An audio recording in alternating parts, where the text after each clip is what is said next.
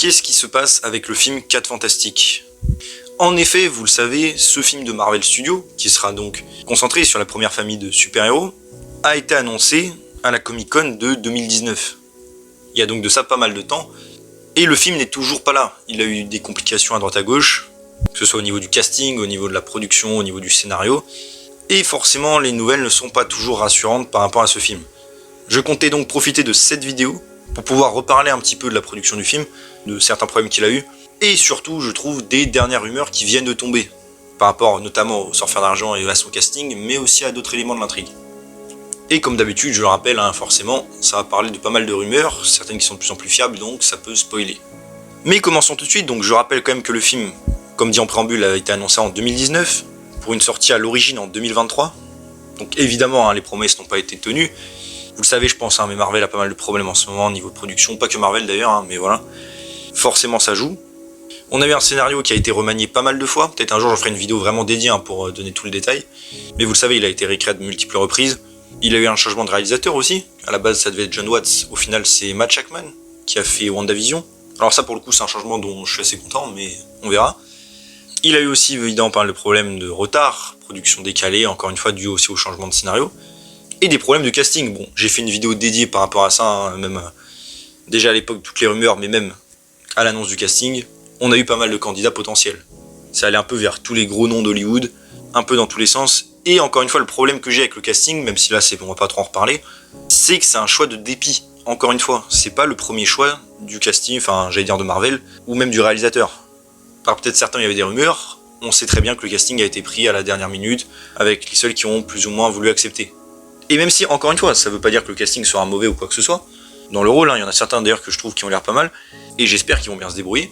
Le problème, encore une fois, c'est que c'était pas le premier choix, et ça, c'est un peu embêtant, je trouve. Mais bon, j'allais dire limite, ça fait pas très professionnel. Ensuite, vous le savez, on a eu aussi d'autres rumeurs, en particulier sur l'intrigue, sur surtout sa temporalité, parce qu'on se disait, les 4 Fantastiques arrivent, version Marvel Studios, donc normalement en version MCU, et alors comment on les fait? Est-ce qu'on les fait dans les temps présents? Est-ce que c'est une équipe qui existait déjà dont on ignorait l'existence, un peu jaillard comme les Éternels, voilà. Bref, comment on s'en sort par rapport à ça? Des nouveaux, ou est-ce que c'est des anciens persos qu'on n'aurait pas vus? Et Marvel est parti sur la ligne du... Alors pareil, ce n'est pas officiel, c'est de la rumeur, univers parallèle, situé dans les années 60. Alors les années 60, ça c'est officiel, c'est montré sur le poster maintenant, c'est plus un secret. Mais comme je l'ai dit, a priori c'était bien un univers parallèle, donc pas celui du MCU. Et déjà, rien que ça, pour donner mon avis, parce que j'en ai pas trop parlé, je suis un petit peu mitigé. D'un côté, faire les 4 Fantastiques dans le présent du MCU, bon, faudra trouver une bonne raison pour qu'on les appelle les 4 Fantastiques. On se comprend. Il y a tellement de héros maintenant dans le MCU que voilà. Même si en soi, ça aurait totalement pu être possible que ces personnages existent dans les temps modernes, on se comprend. Même si peut-être j'aurais aimé du coup plus une adaptation à la Ultimate comme celui de 2015 pour faire peut-être plus classique, mais bon, j'ai l'air plus moderne, mais après avoir. Les années 60 pour le coup, du coup, ça me dérange pas, dans le sens où du coup on aurait une intrigue dans le passé, avec un côté peut-être un peu kitsch qu'on va retrouver dans le film, et qui peut coller au premier comics des 4 Fantastiques, donc en soi, je trouve ça franchement, c'est pas une mauvaise idée. Ça, encore une fois, même le fait que ce soit dans les années 60, ce n'est pas très grave en soi, ils auraient pu se téléporter, voyager dans le temps à cause de Kang, par exemple, pour mêler évidemment tout ça après Avengers 5 et Secret Wars, où la théorie à l'époque c'était dans le monde quantique, c'est vrai que ça peut être marrant aussi, et que c'est pour ça du coup qu'on n'a pas entendu parler. Ça c'est clair.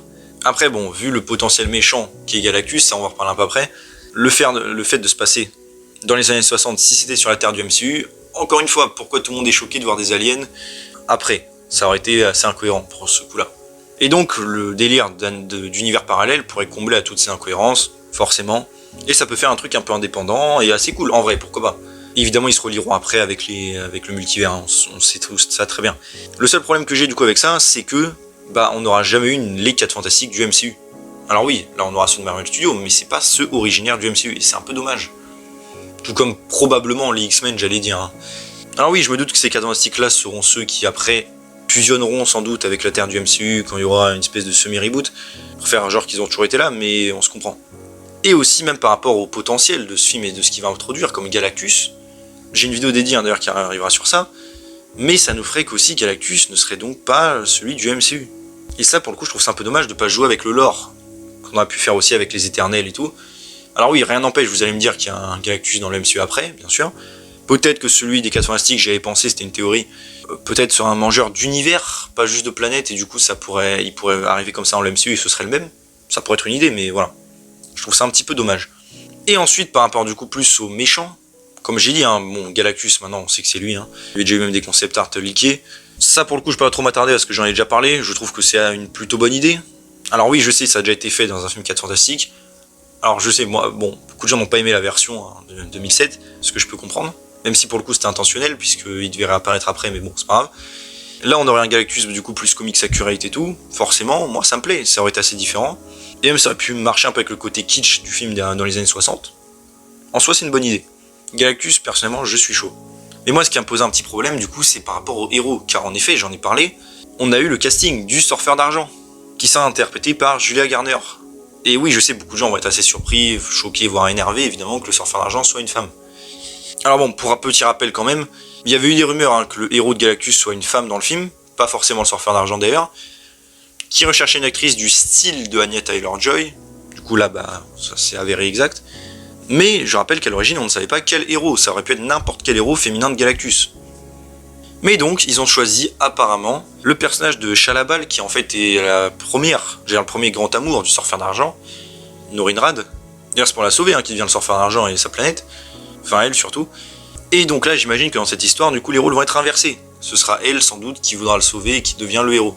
C'est déjà arrivé d'ailleurs hein, dans des versions alternatives, hein, dans les comics, elle a déjà été le Surfeur d'Argent, donc le personnage ne sort pas de nulle part, ça c'est sûr. Parce que j'ai vu beaucoup de gens évidemment ressortir cet argument, qui est totalement valable, hein, mais il y a un truc que je trouve qui ne change rien à l'équation. Certes, le personnage existe en comics, certes, ça peut être un peu original là d'intervertir les rôles, c'est vrai, mais pourquoi faire? Déjà, mon premier argument, c'est que on a eu le Surfeur d'Argent dans le dernier film, enfin pas le dernier film, on se comprend, en 2007.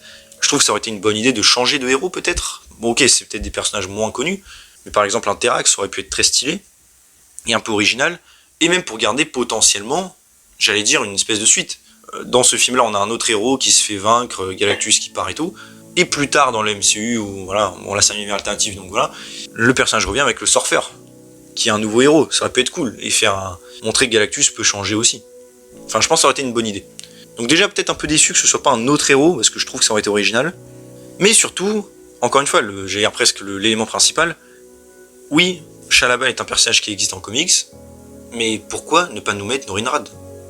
Parce que là, pour moi, en faisant ça, Marvel se tire plusieurs balles dans le pied. Déjà, bon, j'allais dire, on se comprend, remplacer avec des guillemets un personnage masculin par un féminin, bon, ça fait pas mal polémique ces derniers temps, donc ça va rajouter un peu. Je dis pas que c'est bien ou mal, hein, juste, voilà, ça va rajouter, quoi qu'il arrive, des polémiques. Ça enlève en plus un personnage qui est extrêmement apprécié par les fans, et par même, je trouve, les gens de Marvel en général. Si on demande à quelqu'un qui connaît pas trop Marvel, je pense quand même qu'il connaît un peu Surfeur d'Argent vu de loin. Et c'est le héros le plus apprécié de Galactus, le plus connu, et un personnage que beaucoup de gens attendaient, moi y compris d'ailleurs. Alors oui, je sais, du coup, vu que ça se passe dans un univers alternatif, rien n'empêche que le Surfeur d'Argent arrive un jour dans le MCU, principal j'allais dire, même si bah à mon avis non, parce qu'ils vont pas refaire l'histoire de Galactus qu'ils auront déjà fait juste avant, mais bon, ça ce n'est que mon avis. Puis même, ce serait bien trop tard, hein, je veux dire déjà... Bon ça j'en ferai peut-être une vidéo dédiée, mais le fait que le Surfeur n'existait même pas avant, même à l'époque d'Infinity War et tout, bon, c'est une occasion manquée, clairement. Pour moi c'est assez, même trop tard pour moi pour l'avoir dans la MCU, mais bon. Et encore une fois, quel intérêt, il passera après, j'allais dire.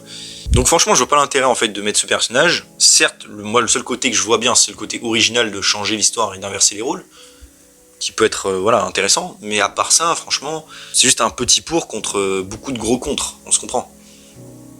Et c'est vrai que moi-même, je m'étais dit de mon côté, hein, dans une vidéo, j'en avais parlé, est-ce que Marvel Studios fera mieux que le Surfeur d'Argent de 2007? Parce que pareil, ce film, on peut le critiquer hein, pour plein de raisons. Le Surfeur d'Argent, je pense que tout le monde l'avait apprécié, en tout cas de ce que j'ai vu. Voire même que c'était vraiment le gros point fort du film. Et bah donc la réponse sera non, Marvel va même pas essayer de faire mieux, enfin bon. Oui bon ok, quand je dis ça j'abuse un petit peu, hein, mais dans le sens pas un meilleur Norrin Radd quoi. Et c'est vrai que je voyais même pas comment ils auraient pu le faire, mais ils vont même pas essayer au final, donc ok. Mais vraiment je trouve ça un petit peu dommage. Après l'actrice apparemment de ce qu'on m'a dit, je la connais pas, hein, est assez douée, donc ça peut être cool aussi. Et à voir encore une fois le film, ça se trouve je vais voir le film, je vais adorer le personnage, hein, c'est pas le problème, on se comprend. Mais je trouve juste que Marvel fait un peu du mal en faisant ça. D'ailleurs on a l'acteur Lakeith Stanfield qui a dit que ça aurait dû être lui, enfin en gros il a sous-entendu qu'il était en pourparlers avant pour le rôle, donc ça montre qu'ils ont probablement envisagé Norrin Radd, donc c'est bizarre de ne pas l'avoir fait. Et ensuite une autre rumeur là, qui était déjà avant, hein, mais qui se rapproche de plus en plus, et qui est encore d'actualité, c'est ça que je veux dire, je mêle un peu les deux ensemble, c'est déjà qu'il y ait Franklin et Valeria Richards dans le film, les enfants de Suzanne et Reed, Et aussi que la team, du coup, dans leur univers, soit déjà connue, bien appréciée, célèbre. Et encore une fois, ça me pose un petit problème. Dans le sens où les pour, j'allais dire. On va commencer par les pour. Franklin et Valeria Richards, on les a jamais vus en live action. Ils auraient dû être dans 4 Fantastiques 3 à l'époque, mais bon, c'est annulé. C'est des personnages assez cool et importants, surtout Franklin, je trouve. Et qui ont du potentiel, même si Franklin sera sans doute nerfé. Et je trouve ça très cool qu'on les ait, j'allais dire, enfin en live action. C'est assez original, on l'a pas fait avant. En soi, sur le papier, c'est une bonne idée. Il y avait des rumeurs d'ailleurs que Franklin apparaisse à peine dans le film, donc en vrai, j'imagine plus, soit les enfants naissent, soit ils sont enfants, soit peut-être une version du futur qui apparaît, mais bon. On va voir vraiment comment ça se fait. Et aussi par rapport au fait que la team soit déjà établie et connue, pour rester dans les pour, je trouve que c'est sympathique de pas encore réitérer peut-être l'origin story pour ceux qui connaissent déjà les personnages. Et j'allais dire qu'on perde pas de temps avec l'origin story. C'est juste le seul pour que j'allais dire. Mais maintenant passons au contre. Et ça va mêler pour les deux. Franklin et Valeria, les contres pour moi, c'est trop tôt. Bien trop tôt. Là, on va se retrouver avec une équipe qu'on ne connaît pas, qu'on n'a jamais vue avant, qui se passe en plus dans un autre univers, je dois le rappeler de ça, et qui sont donc déjà connus, déjà établis et tout ça. Et pour moi, le problème avec ça, c'est que, en fait, on ne connaît pas cette équipe. C'est-à-dire qu'on va prendre des héros complètement en cours de route, qui ont déjà vécu leur aventure, leur origine, leur méchant sans doute, et qui ont déjà les enfants. Bon après, ok, on ne sait pas quel âge ils auront dans le film, mais quand même, c'est quand les 4 Fantastiques sont bien établis, ça. Et moi, je suis désolé, je sais qu'alors là, c'est plus personnel qu'autre chose, mais moi, ça me pose un petit problème. Tout simplement parce que j'ai du mal à m'attacher avec des héros qu'on ne voit pas commencer. Je pourrais donner certains exemples. Le Spider-Man du MCU, évidemment, le premier qui me vient en tête. Alors oui, ne pas refaire l'origin story, je sais, tout le monde la connaît et en vrai, on a pu les esquiver, c'est vrai. Le seul petit problème que j'ai avec ça, c'est que le MCU, bon, pour le coup, eux a complètement, pas juste ignoré, mais carrément enlevé l'origin story. Du coup, toute sa trilogie n'a été qu'une, j'allais dire, un build-up pour qu'il devienne Spider-Man, ce qui est un gros problème pour moi. Et surtout, j'allais dire, je suis pas vraiment attaché à ce personnage. Tom Holland, à l'origine, enfin maintenant ça va, mais à l'origine, c'est un gars, je le vois, il existe, ok, on le prend en cours de route. Et moi, ça me pose un petit problème. Je trouvais que ça marchait mieux peut-être avec The Batman du côté de DC, qui était un personnage, déjà établi à ce moment-là, mais quand même en début de carrière. Du coup, je trouve que ça allait mieux, même si pareil, ils ont beaucoup moins d'attachement qu'un Christian Bale, par exemple. Une des bonnes idées, par exemple, je trouvais avec le Batman, pour rester dans DC pour les exemples, de Ben Affleck. Certes, c'est un héros déjà établi et même en fin de carrière, mais je sais que c'était pas nécessaire, mais remontrer l'origin story et tout, de ce personnage, voir vraiment son tout début et j'allais dire presque sa fin, ça faisait un truc assez intéressant et attachant au personnage. Et surtout, encore une fois, ses parents n'étaient pas occultés, comme l'a été par exemple le oncle Ben de Tom Holland.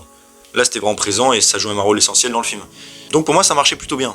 Mais encore une fois, comme je le dis, moi, après c'est plus personnel, moi j'ai du mal à m'attacher à des héros qu'on n'a pas vu commencer en fait. Iron Man, par exemple, pourquoi c'est un des personnages les plus aimés du MCU ? On sait pourquoi. C'est parce que le gars, on a vu sa naissance, entre guillemets, et sa fin. Le Spider-Man de Tobey, un peu pareil.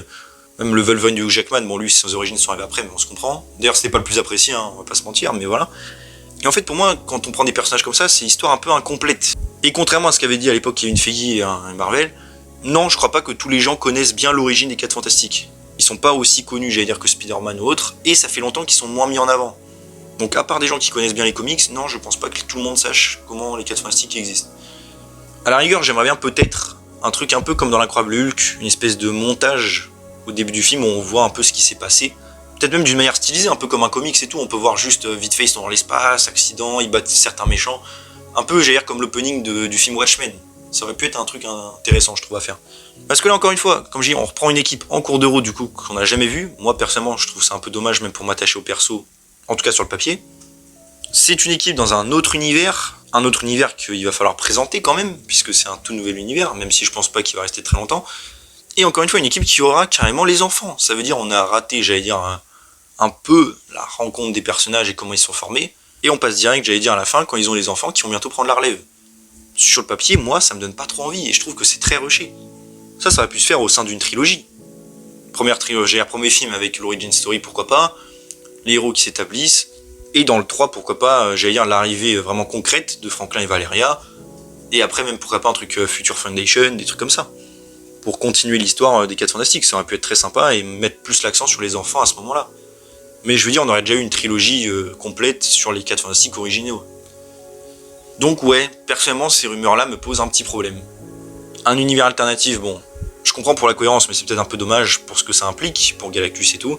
L'équipe déjà établie avec les enfants, dommage, ça veut dire qu'on a raté, j'allais dire, allez, 60% de leur histoire. Et pour moi, hein, sur le papier, encore une fois, ça peut être très bien fait, hein, mais sur le papier, ça va être dur pour moi de m'attacher à l'heure actuelle. On peut rajouter à ça un peu le casting pris au dépourvu, enfin pris à l'improviste plutôt. Et encore une fois, le surfeur d'argent, enfin le héros, qui a une version changée, j'allais dire, d'un personnage adoré des fans pour... À l'heure actuelle, je vois pas vraiment de bonnes raisons. Donc je trouve ça un peu dommage. Surtout qu'on aurait pu mettre encore une fois d'autres héros moins connus, plus originaux. Mais bon, ce n'est que mon avis. Donc franchement, le film 4 Fantastiques, je suis toujours hypé d'ailleurs par ce dernier. C'est vraiment un des films que j'attends le plus et que j'ai hâte de voir. Mais, je vais pas mentir, je suis pas très rassuré non plus. Et je suis pas très emballé par les dernières rumeurs en date. Pour moi, juste Galactus et le côté années 60, ce qui me paraissent intéressantes. Voilà. Et de comment aussi ils vont se relier après au MCU, ça peut être marrant. Aussi, je le rajoute dernière minute, mais on a eu un concept art, un nouveau, qui concerne Johnny Storm, qui vole au-dessus de la ville. Et même si ça reste évident du concept art et que ça peut changer pour le film, je trouve ça, franchement, plutôt stylé. Je trouve le rendu déjà de Johnny très cool. Même avec sa tenue, il y a l'espèce de trait là qu'on peut retrouver dans les comics, quand il est en torche humaine, donc c'est stylé.